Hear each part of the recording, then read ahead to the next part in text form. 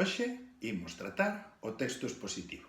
O texto expositivo é aquel que explica a información de maneira detallada e obxectiva para ampliar coñecementos, é dicir, para ensinarnos algo, e emprégase fundamentalmente nos ámbitos da publicidade, no ámbito do ensino ou, por exemplo, no ámbito da administración.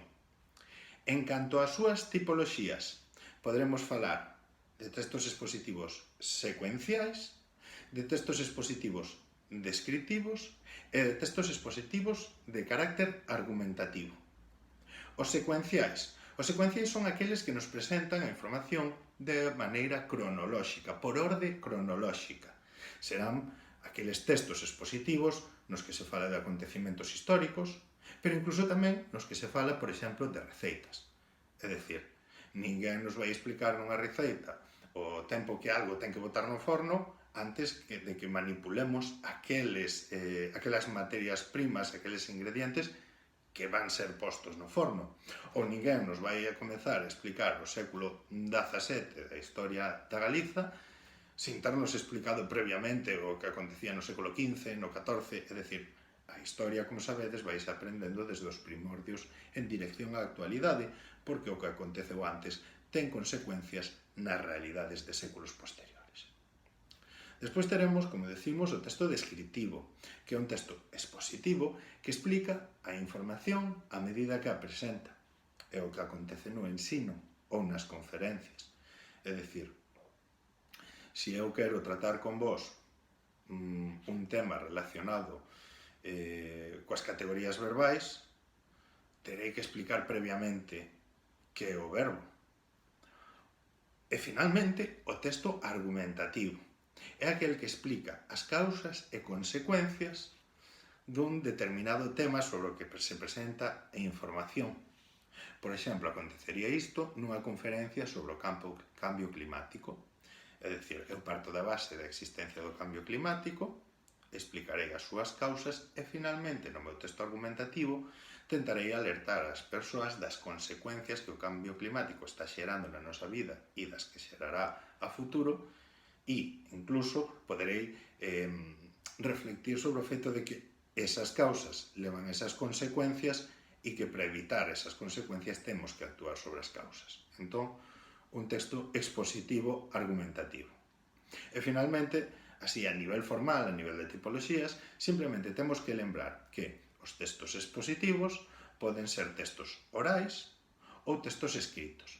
Serán textos expositivos orais e incluso terriblemente espontáneos aqueles que construímos nunha conversa cotiá, na que sen máis lle explicamos a un amigo ou amiga como fixemos ou hai que facer calquer procedimento, ou no que a nivel de no que poderíamos comparar con un relato de acontecementos históricos, pois no que lle contamos a nosa familia a hora de xantar, durante o xantar, pois como nos correu a mañá. Sí? E, finalmente, os escritos, que son textos máis preparados, son textos expositivos máis preparados, como poderían ser, por exemplo, uns apuntamentos de literatura, que teñen a súa estrutura, os seus subliñados, as súas negritas, as imaxes e gráficos que os acompañan e demais. Antes de pasar ás características dos textos expositivos, faremos unha brevísima referencia á súa estrutura. Un texto expositivo presenta habitualmente unha introdución do tema. Despois, un desenvolvemento, onde se vai explicando o tema de maneira pormenorizada, obxectiva, como xa dixemos anteriormente. E, finalmente, unha conclusión ou resumo. Como víamos nalgúns exemplos nas nosas aulas presenciais, pois, por exemplo, cando tratamos algúns tipos de receitas online, moi ben, non tiñamos unha introducción como tal, pero si tiñamos unha parte superior da páxina que nos poñía en alerta de que estábamos nunha páxina de receitas de cociña, que dentro das receitas de cociña estábamos nas receitas de pratos feitos con sardiñas e similares. E, ao final, non tiñamos un resumo como tal do conxunto, dos diferentes pasos desa receita, pero sí tiñamos unha especie de conclusión na que a persoa que facía a receita se despedía de nós, nos decía como lle gustaba presentala e víamos que aí xa non estábamos dentro da propia manufactura do produto, sino nunha parte máis subxectiva, non tan obxectiva. É dicir, para facer a receita de empanada aberta de sardiñas, teño que seguir estes pasos, iso é o obxectivo, e despois podemos decir de que lle gusta acompañala e despedirse de nós. Entón, esa parte xa máis subxectiva e onde se producía a despedida, podíamos interpretala como unha conclusión. Entón, das características que é o que íamos agora dos textos expositivos. Os textos expositivos tratan un único tema que ademais ten que ser facilmente identificable. Eu non podo facer unha receita e que ninguén saiba de que era a receita, ou non podo dar unha conferencia ou unha clase e que a xente non saiba de que ali se falou. Teñen que ter unha exposición clara, ordeada, precisa e sinxela, porque estamos falando de textos que pretenden a formación, a ampliación do coñecemento. Entón, nunha aula, nunha receita, eu teño que ser claro. Non vou dicir, no, pois mira, aquí metémolo ao forno 5 minutos, ainda que con 6 tamén pode quedar ben. Con 7 igual che sale churruscado, sí? Teño un tempo de cocción, un tempo de forno nas receitas. Entón, exposición clara, ordeada, precisa e sinxela. Os textos expositivos deben adecuarse ao contexto e ao receptor, ao destinatario, porque, como comprenderedes, non é o mesmo pois dar unha aula sobre a evolución do latín ao galego en segundo da ESO, onde os rapaces e rapazas teñen que aprender fundamentalmente que o galego é unha lingua que provén do latín, que hai outras linguas románicas que tamén proveñen do latín, que vexan algunha palabra latina e que se parece ás palabras galegas actuais. Isto non terá que ver pois, con unha clase de gramática histórica na Facultade de Filoloxía en terceiro de carreira, porque aí pois, xa aprofundaremos de outra maneira nos procesos de transformación fonética e fonolóxica da lingua galega, o sea, do latín no seu paso á lingua galega, que consonantes caen, como, por qué, como se producen determinadas terminacións, os verbos que non son regulares, por que aspectos están afectados para chegar a esa irregularidade, sí? Entón, a diferente nivel formativo, pois, o noso texto expositivo sobre o mesmo tema será distinto. Non é o mesmo falar da fotosíntese en primaria que falalo nunha facultade de bioloxía. E despois, falaremos de textos expositivos escritos e orais.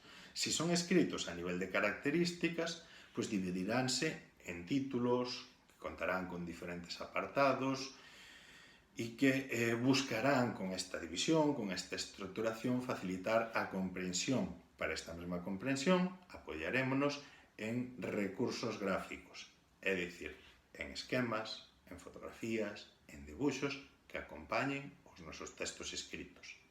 E como acompañaremos ou como procuraremos ser máis claros na nosa oralidade? Pois se son orais, os textos empregarán a entoación, as pausas e a linguaxe textual. Se vos fixades, a entoación, as pausas e a linguaxe textual.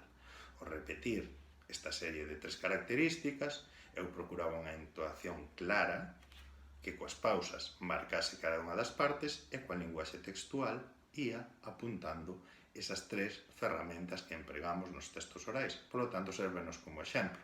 E desta maneira, procuramos incrementar a claridade das nosas explicacións. Finalmente, sobre a linguaxe científica. A linguaxe científica e didáctica debe de ser, como dixemos, clara, precisa, porque o que facemos é transmitir contidos novos aos nosos receptores e eles teñen que facer o esforzo de comprendelos e nós axudarlles a que esa comprensión se produza. Entón, aínda que as características da linguaxe científica e didáctica non teñen que ser unívocas, constantes, sí que hai uns parámetros que teñen que cumplir. É dicir, predominará sempre no texto expositivo a función representativa da linguaxe. Falaremos de acontecementos reais, de feitos reais. Isto non significa que poida haber algunha outra función inserida. Xa sabedes que os textos humanos non son perfectos a hora de reproducir tipoloxías, pero sí que debemos ter claro que na linguaxe científica e didáctica predominará a función representativa, é dicir, que se contarán feitos reais. Predominará tamén a modalidade enunciativa. Non significa que nunha conferencia, por algún motivo, non pode haber, por exemplo, unha pregunta retórica na que temos unha interrogativa ao conxunto do público que en moitos casos non procura ser respondida, pero predomina a modalidade enunciativa da linguaxe, é dicir, que hai afirmacións calmadas ou máis afirmacións calmadas que exclamacións e preguntas. Despois, na linguaxe técnica e científica, na linguaxe didáctica e científica, empregaremos termos precisos. É estrano que alguén vai a facer unha exposición de carácter didáctico, de carácter formativo, na que abuse de palabras como cousa, chisme ou chirimbolo. É dicir, empregaremos termos precisos. A nivel verbal, predominarán os usos atemporais dos verbos. Efectivamente, podemos estar dando unha conferencia sobre historia e empregar tempos pasados e falar do pretérito, pero o habitual no texto expositivo e na linguaxe científica e didáctica é que se empreguen textos atemporais, é dicir, que non referencian futuros nin pasados, eses presentes que nos explican como as cousas son, como algo é. Ainda que xa digo, nunha conferencia sobre historia, sí podemos falar sobre como algo foi. E nun texto expositivo argumentativo, como aquel que falábamos antes do cambio climático, podemos estar falando de o que fixemos no pasado e o que acontecerá no futuro. É dicir, estas características non son totalmente rígidas, pero sí debemos de saber que habitualmente na linguaxe científica e didáctica predominarán os verbos atemporais e, así mesmo, as terceiras persoas e os sustantivos abstractos. Despois, poderemos empregar, como xa dixemos, determinados recursos extralingüísticos, como poden ser os esquemas, as fotografías, as imaxes, e será moi habitual na linguaxe científica e na linguaxe didáctica que empreguemos tecnicismos e neoloxismos relacionados co tema e incluso nomenclaturas internacionais na ciencia para facilitar a lectura de determinados textos por parte de persoas que falan outras linguas ou incluso porque esta é unha maneira de que a ciencia feita en diferentes países teña unha visión unívoca. Imaginade, por exemplo, o sistema métrico, xa non só as nomenclaturas, o sistema métrico o que facilita o feito de facer ciencia ou que se fagan determinadas medidas de volumes ou de pesos, cantidades e similares seguindo a mesma tipoloxía de medición a nivel internacional.